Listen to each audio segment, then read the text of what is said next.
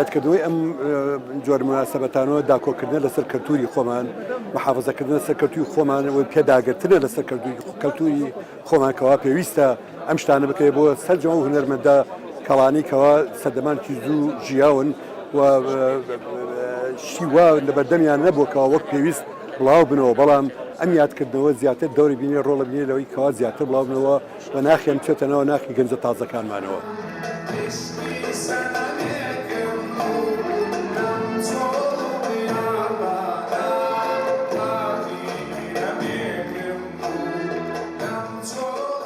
هەرچەندە ئەو یادە هەتا گەورە بکرێت و هەتا ساڵانە زیاتر ئێحتیمامی پێ دەدەێت، هەر نابێتە شایستەی خاڵە تایاری کە شتێکی پڕ بە پێستی خۆی بۆ خاڵە تایار کرابی.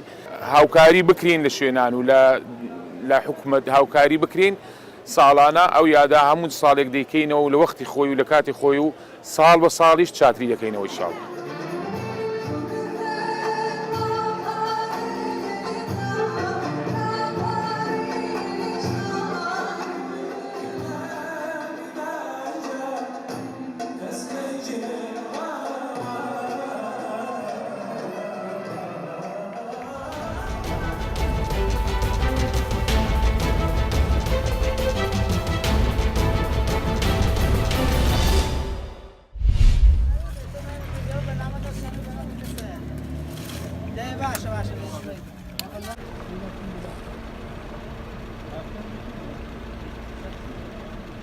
ئارۆ جەشنوارە و هەناری اینجا وڵات و هۆرامانەتی نەدەگاکە ژیواری و بەڵبەر و سلێنێ پێی مناسبەتەوە خەڵک هەنارەکەش مارۆ سەر و جارێ و بە یەکجاتیانەی خەڵک هەنارەکەشە بەراپەی شارێ و پێسە شاری و مەریوانی مەراش سەر و جارێ و چێگەورە شاشە هەم بە قیمەتی مناسب هەم خەڵکیشمێ تەفریحکەوە علاوە بەرانەی ئینە فرسەتەوە پێ وڵات و هۆرامانەتی کە غەرجە هەنارەکە فەرهەنگەکە ومە خاستە نیشانەین بە وڵاتی دوورفێ.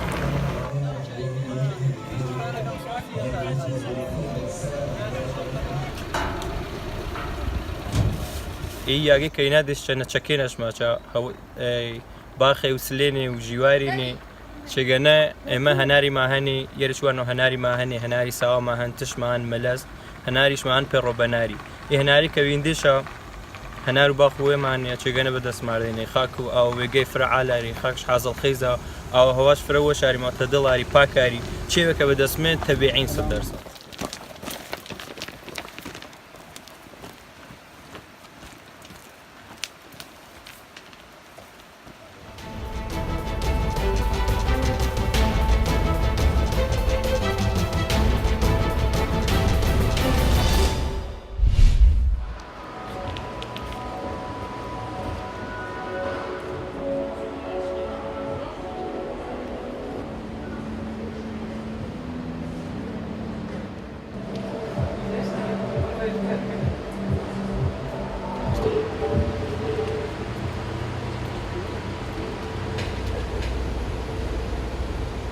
Выставка по мотивам работы американского художника Андроида Джонса. Основа нашей выставки — это сферический кинотеатр, где в формате 360 градусов транслируется полнокупольное шоу «Самскара».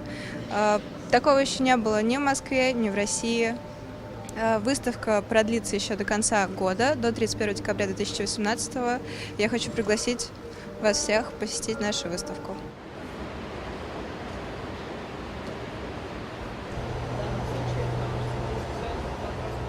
Выставка нам безумно понравилась. Я впервые увидел нечто подобное. Это как будто ты попадаешь в калейдоскоп и внутри него продвигаешься по пространству. Особенно этот 3D-кинотеатр. Я смотрел это без очков и очень поражен. Те эмоции, которые ты испытываешь, они как-то не в голове, а они в душе. Вот. Такие у меня эмоции от этой выставки. Мне очень понравилось.